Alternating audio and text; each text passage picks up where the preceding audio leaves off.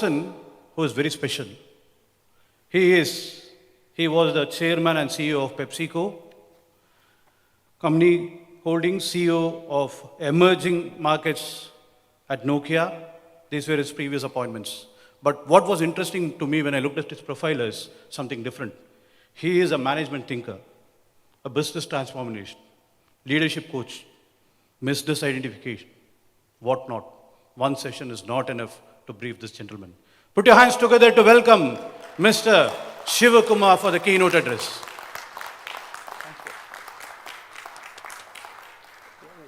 Yeah, it's here. It's here. No, clicker. Oh, yeah, thank you. Okay, that's forward. Thank you. Thank you very much. This is forward. Here's my slide. Yep. Okay, good evening, Qatar India Management Association. Oh, where's the slide? What have I done? I'm moving.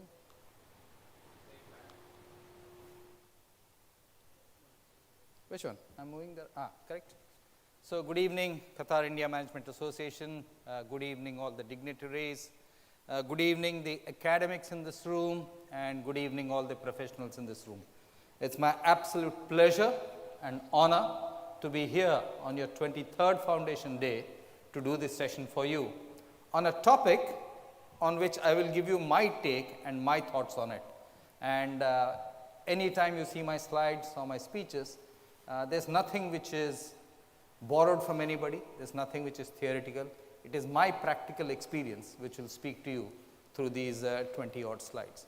I must congratulate the people behind the Qatar India Management Association. They've been extremely gracious hosts. They picked me from the airport yesterday. We had dinner with the management team yesterday, and even today. Outstanding bunch of people, and I have absolutely no doubt that under your leadership, all of you will do exceedingly well in the coming years, and I really hope that you will have a fantastic Silver Jubilee 2 years from now. Okay, so let's go to the topic, unprecedented and uncertain. Now, if you look at simple definitions of unprecedented and uncertain, okay, unprecedented is never done before, as simple as that. Didn't happen before, might not happen again, might happen again, don't know. But an event or an occasion or something which has just not happened. Like a Silver Jubilee will be an unprecedented occasion. A Golden Jubilee will be an unprecedented occasion. An inauguration is an unprecedented occasion, okay, each of them. Next, uncertainty, and there's a lot of it. Okay, harnessing uncertainty means that you look at all the data in front of you, look at the context, the situation, and say, what can I do to turn this into a positive? How can I take all this uncertainty and plan something which is of value to me as an individual, to me as a corporation or an institution, to me as a country, or to us as the world?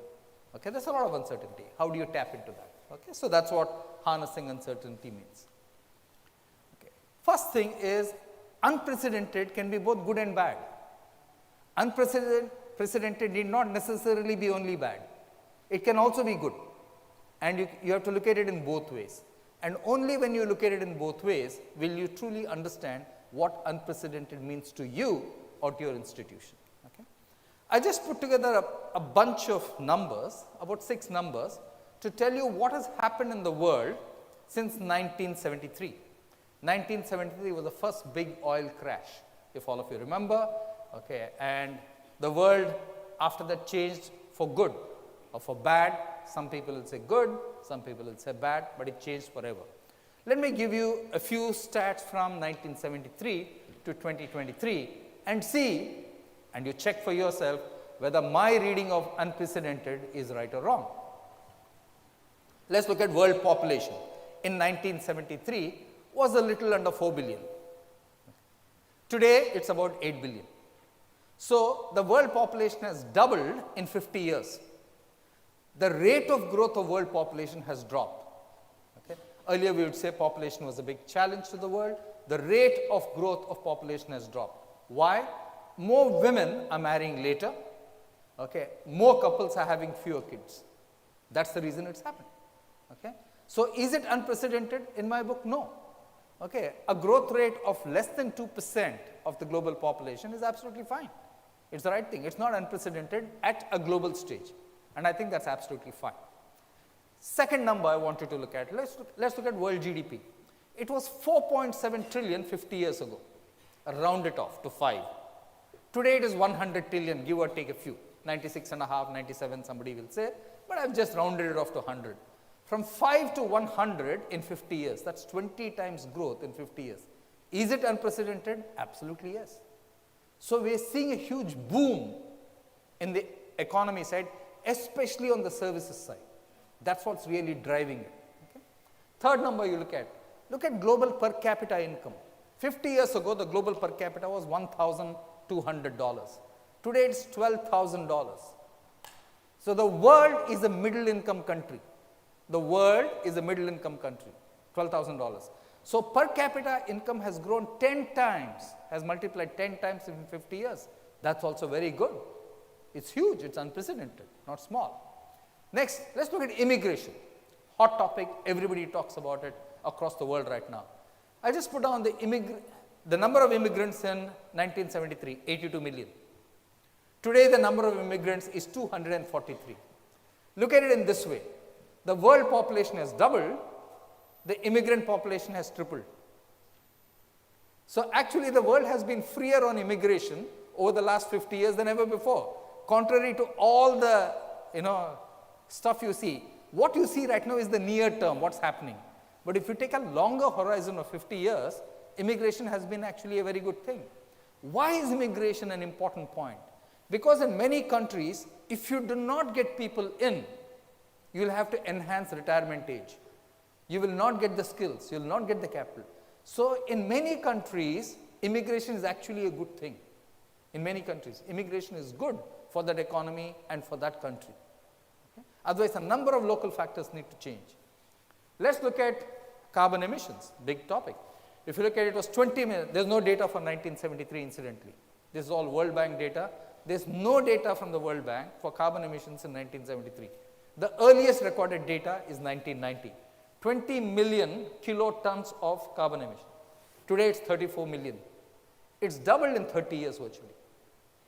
Is that unprecedented? Almost certainly yes. Is that something we need to worry about? Almost certainly yes. Finally, literacy. In 1973, global literacy was 67%. Today, global literacy is 87%. Okay, that's very good.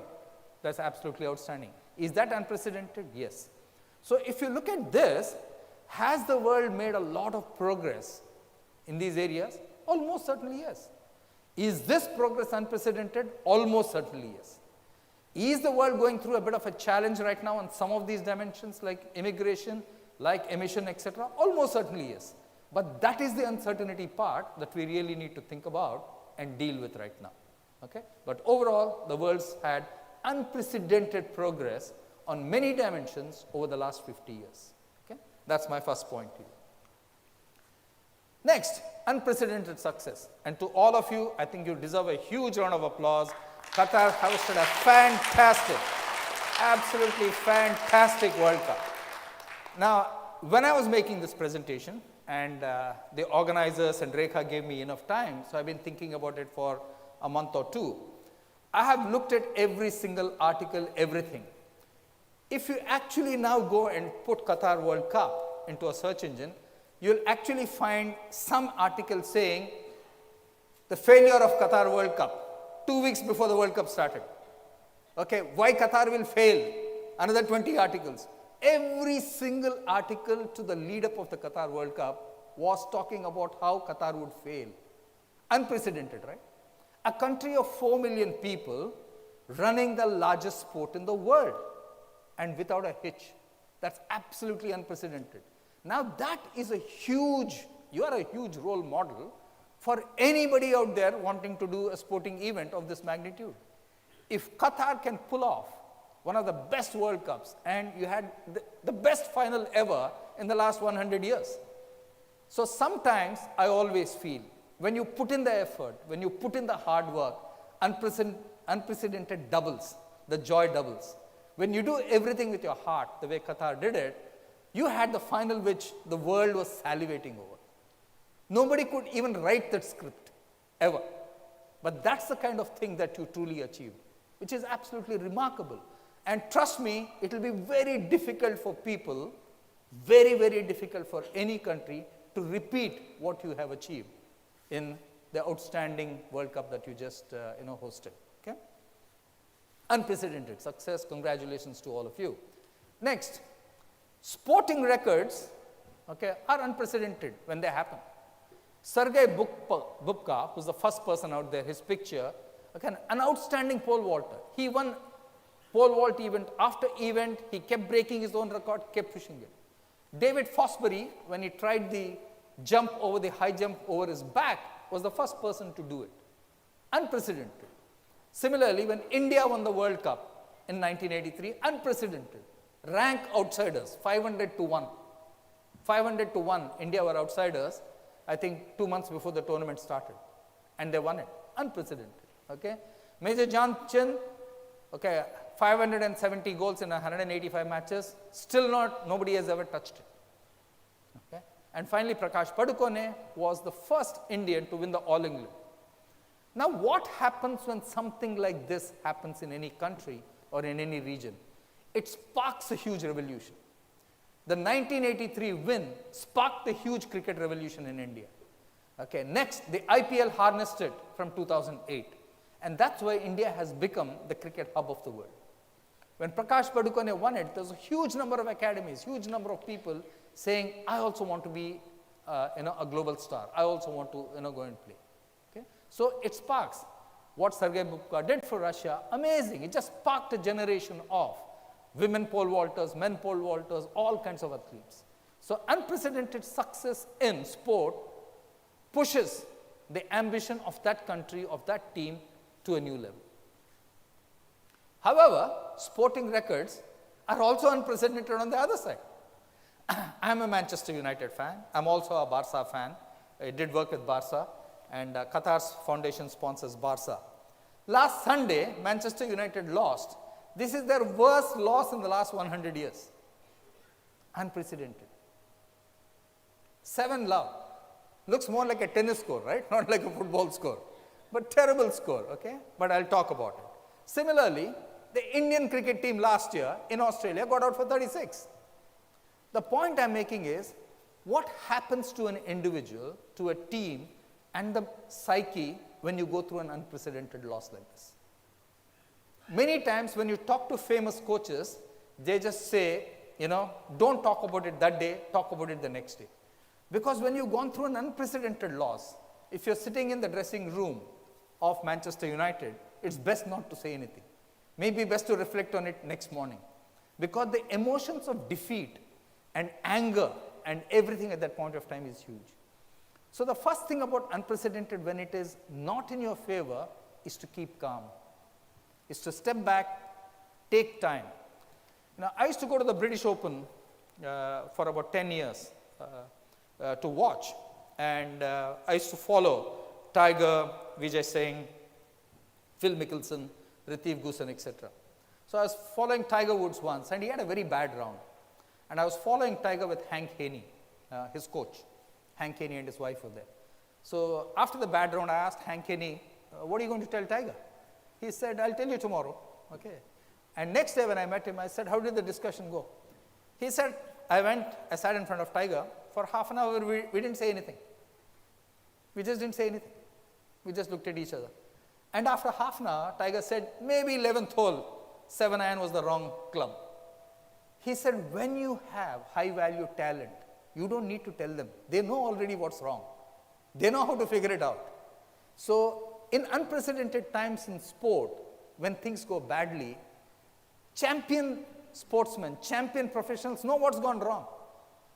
You don't need to tell them that this went wrong. They know instinctively what they did wrong. All they need is a mirror or a sounding board to say, hey, maybe you could have done it differently.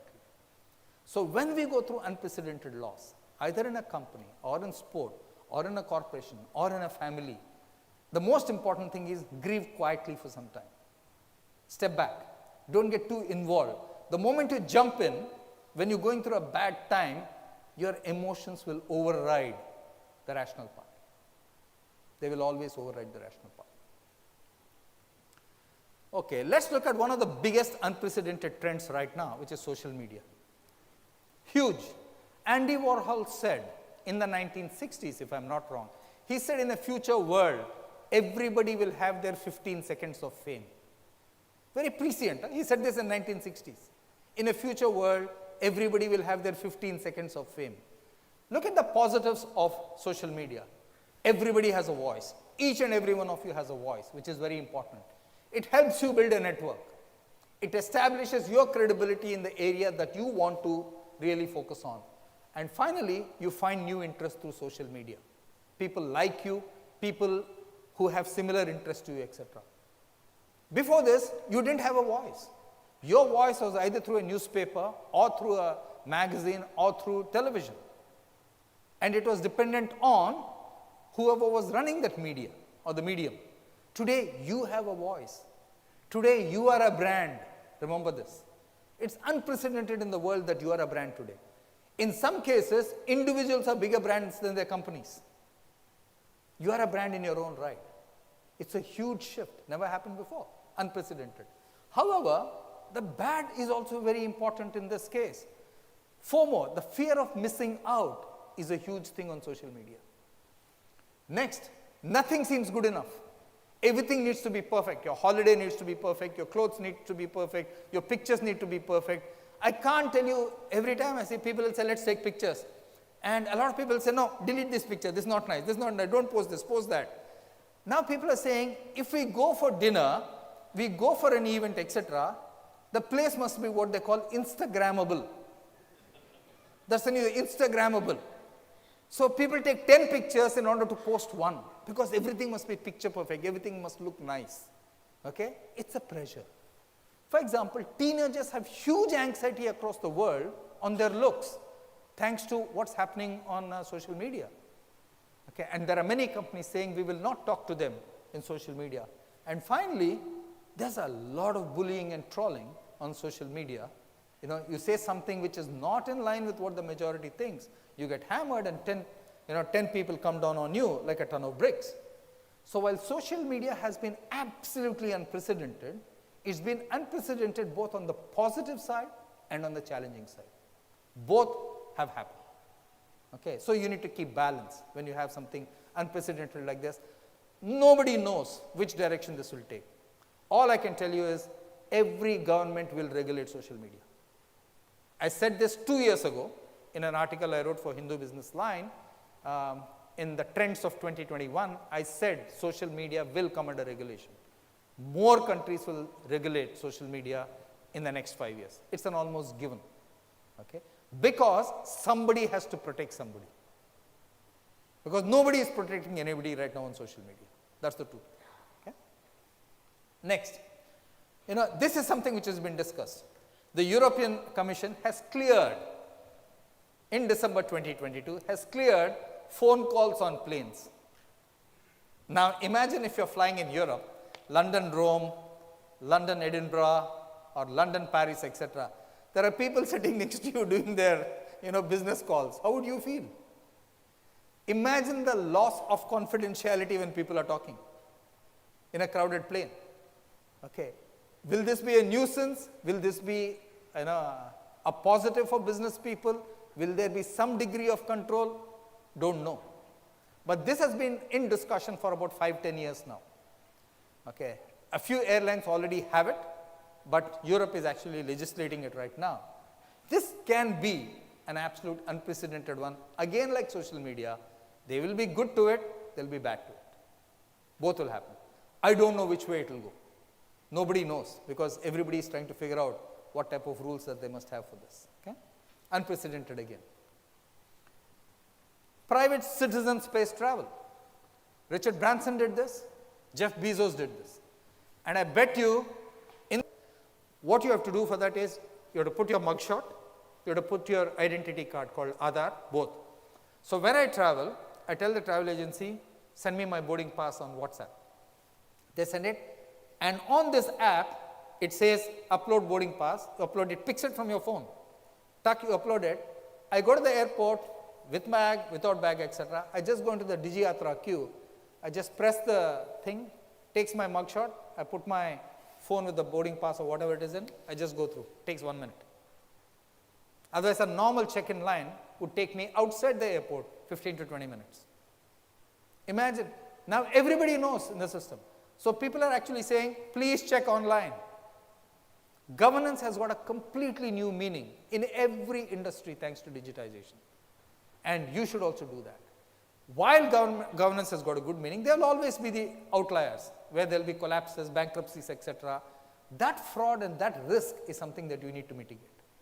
So digital has to help you do that better rather than saying, no, digital was the problem. So, in summary, I said unprecedented can be both good and bad. Okay? You need to look at it. Unprecedented can be a very good way of driving ambition. When you look at uncertainty, there's a lot of uncertainty right now. Cycles are getting shorter, volatility is spiking much more, both up and down. I gave you the example of oil as one industry. 0 2 years ago to $80 today. Payment in oil, a third of the payments moving outside of the traditional dollar currency which was denominated for oil. How will this play out will be a very important thing for the oil industry. Very, very important. Very important for the Middle East area. There's a lot of information out there. I think ChatGPT, AI, etc. will have a huge impact on everything we do. Of the trends I talked about, climate, 15 cities are expected to go underwater by 2030. Okay? That warning has come up. Is that a red signal? Is that an amber signal? You need to figure out what you want to do with it. Okay? And in digital, it's a huge driving force. Digital currencies will happen. That industry which has been protected by the central bank and the government will no longer be protected in the same way. It cannot be protected in the same way. Okay, so digital currencies, central bank digital currencies will happen. Okay. To what degree of certainty will this help, not help, where will it help? Each of the 4 trends that I talked about will be country by country specific. Some will be global, some will be country by country. So that's all I have to say, ladies and gentlemen. Thank you very much for your time and attention.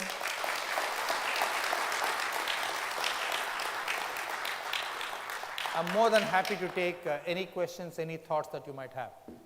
That's my point of view on the topic that you gave me.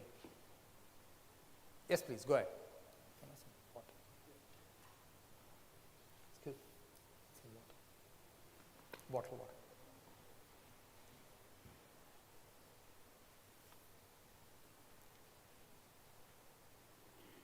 Not working, you can speak it on, yeah.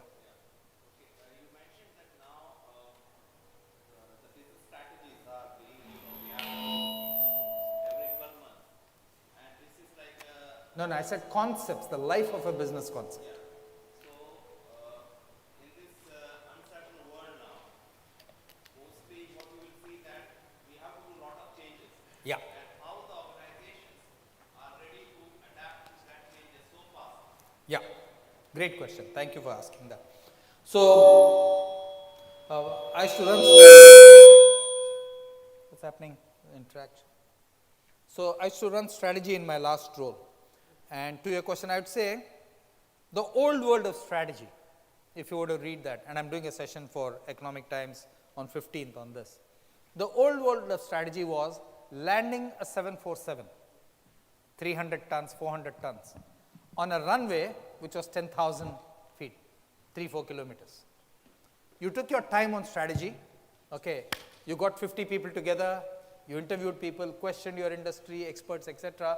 You took 6 months to 12 months, you formulated the strategy, and then you landed the plane. Okay?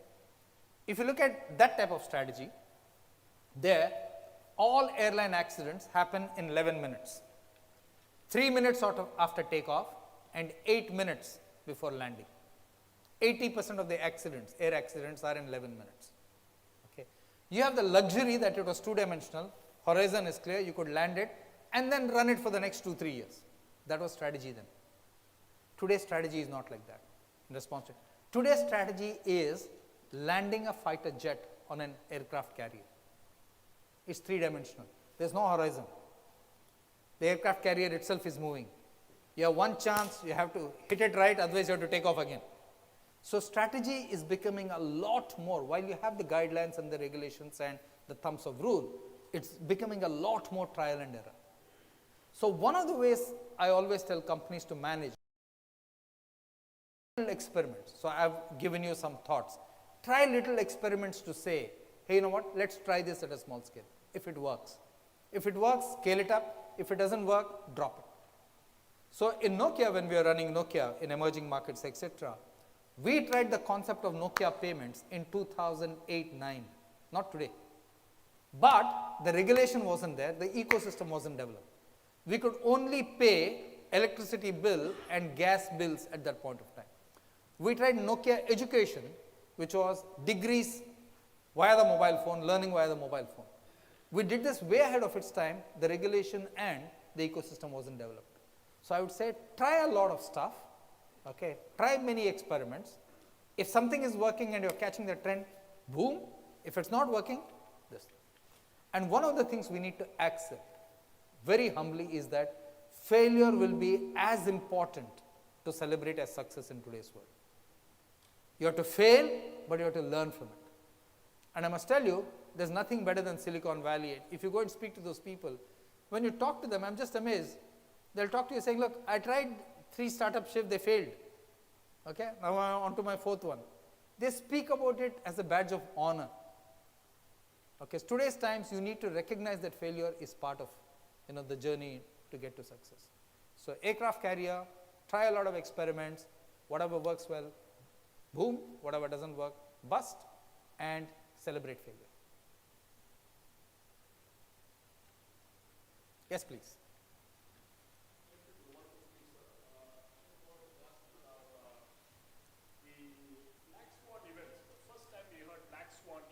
Was during 9/11. Nowadays, the black swan events are so common now.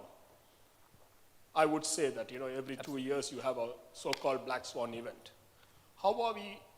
Are we now with all the digitization? Are we now well prepared to take on black swan events, or is it becoming a way of life now?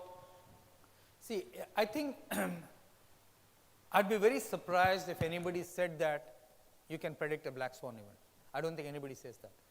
Did anybody predict the escalation of hostility between Ukraine and Russia? Nobody. Absolutely nobody. Okay. Did anybody predict the collapse of the SVB bank? Nobody. In fact, analysts were buying stock 48 hours before. Okay. So I don't think there is an easy answer. And that's why I go back to what I said. I think you have to look at many sources of information and see whether there's a pattern which you can decipher for yourself and your company and industry, if you can do that. Okay. For example, let's take electric vehicles.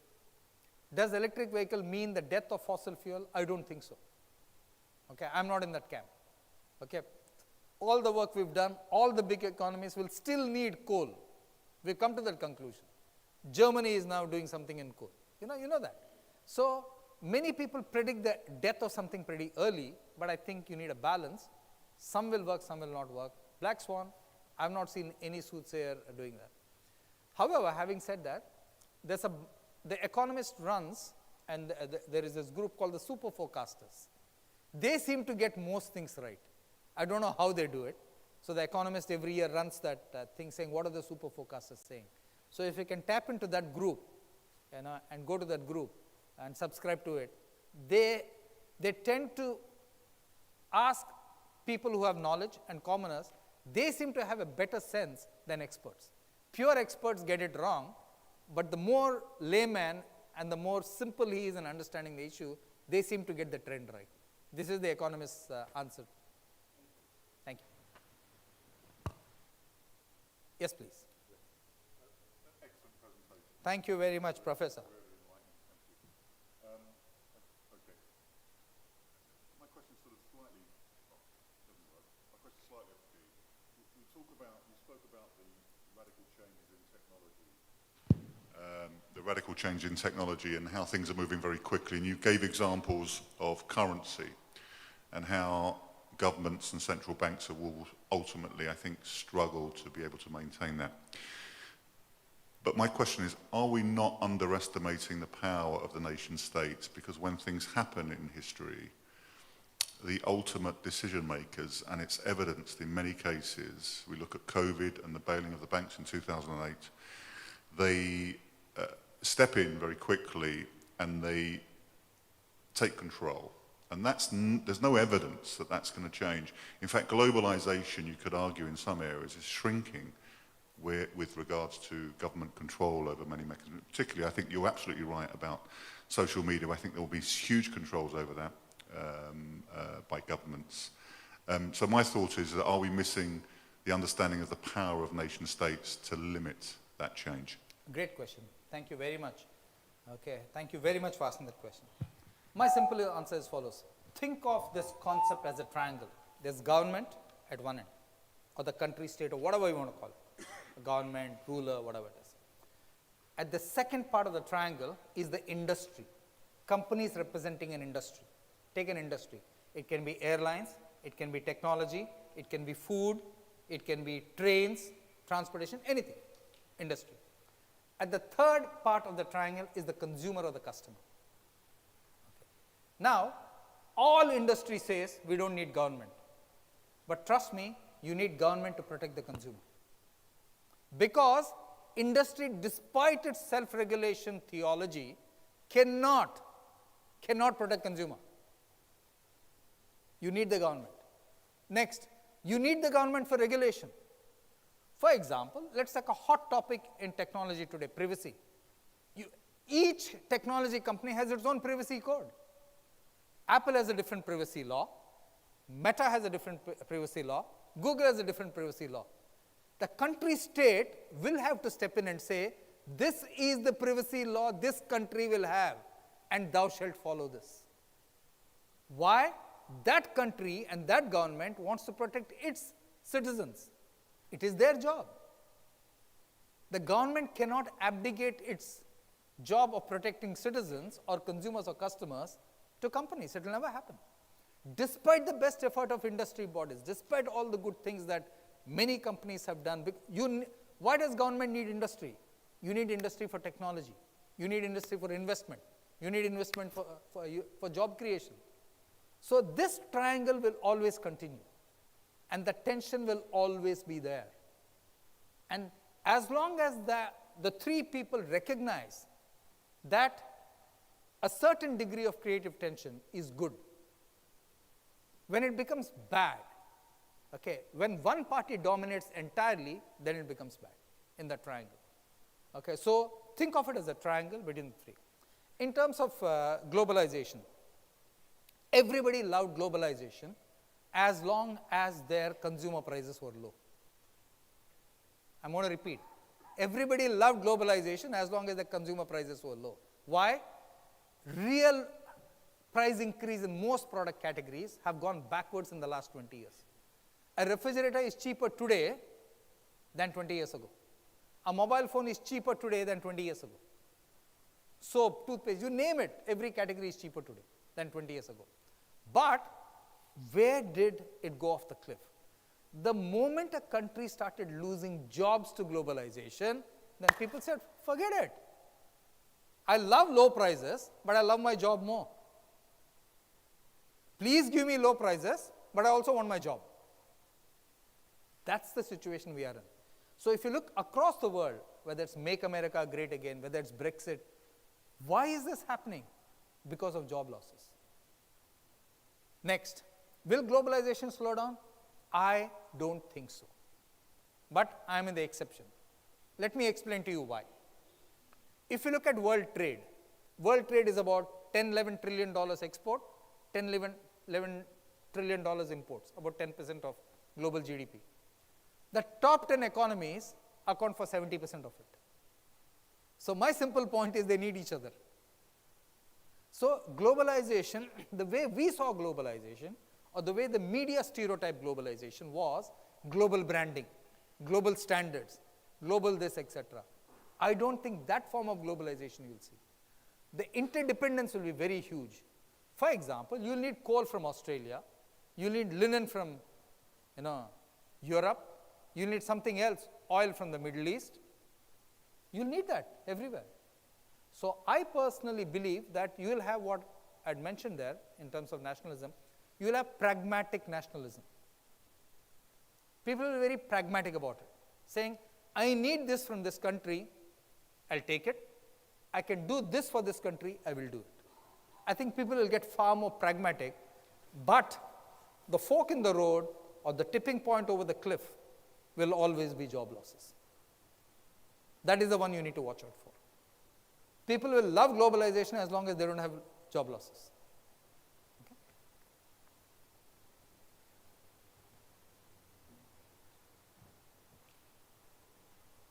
You want to ask a question, ma'am? Yeah. Here, please. There's a lady here. Ladies first. After this, we'll take one more question. With this, we'll. This will be quick. I am happy that you included ChatGPT, which was launched only November 2022.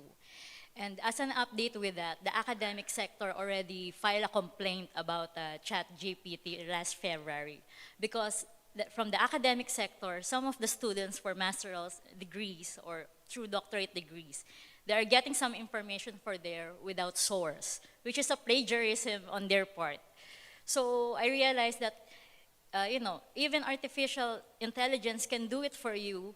You cannot succeed in the academia. You will still fail because of plagiarism. And it teaches the new generation to become lazy and never use their critical thinking, which is very dangerous in our future. If we are always doing it easy, so it's not also good for us.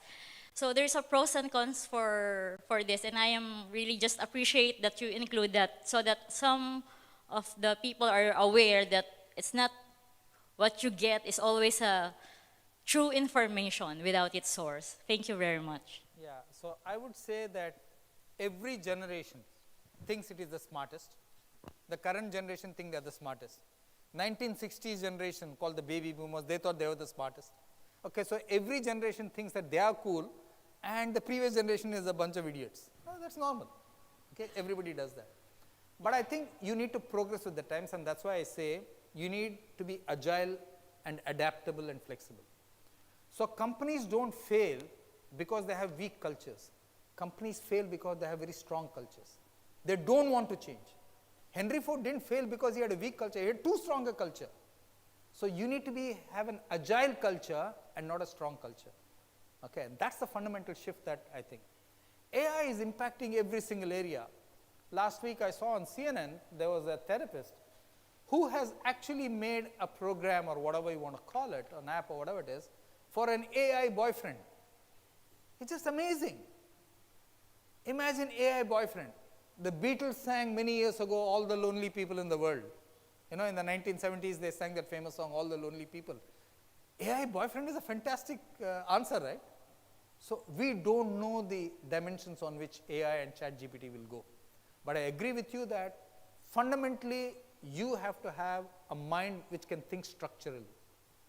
That's crucial. And I think whether it's your children, your grandchildren, your society, you must always inculcate in them that curiosity to think differently and not be, machines are very good, but you cannot be a slave to a machine. Okay, or whatever it is. And the best example I give you is airlines. The Economist wrote this. They said airline technology has progressed so much, fly-by-wire, sensors, radar, the whole thing. They said in a future world, and they are talking about 2030, they said in a future world, in the cockpit of an aircraft, there will be two people, one the pilot and two a dog. The pilot so that there is comfort to the 200 people saying that there is a pilot, there is a human being. And the dog to ensure that the pilot doesn't touch anything. Okay, so that's the level of technology that people are speaking about. Okay, so you should never be a slave to the machine. Okay, you must also use your structural thinking. That's what I would say. Good evening. Yes, please. Overnight billionaire trend we had seen in the past. How would you watch it? And from first position to 10th position, vice versa. How would you watch it? Okay, from the data that I have seen over time, there is nothing called an overnight success. Okay, that's a mistake the media stereotype is that overnight success, within 1 year, unicorn, billionaire, not true. Every company takes 10, 20 years to achieve it, not 1 or 2 years. You look at any company, 10 years ago, Google would be doing what? 5 billion a quarter. Today, see, Apple used to do nearly bankrupt. Apple started in 1970s. Today, Apple is one of the most, the highest in terms of market cap, etc. It's 50 years. It went through its own cycles. So this media stereotyping is what encourages people to take shortcuts. Okay, and you should never do that. A good business, like a good career, like a good country, like a good corporation, like a good life well led, is a long haul. And Clayton Christensen of Harvard wrote that wonderful article saying, how will you measure your life? Okay, and I think all of us need to measure it, not just in money terms, but in terms of the contribution we make, not just money. Earning money is one part, but the contribution we make to society, to others, to the underprivileged. How much of the time do we give to other bodies which matter? That is how we must measure our life, okay? Not just unidimensional.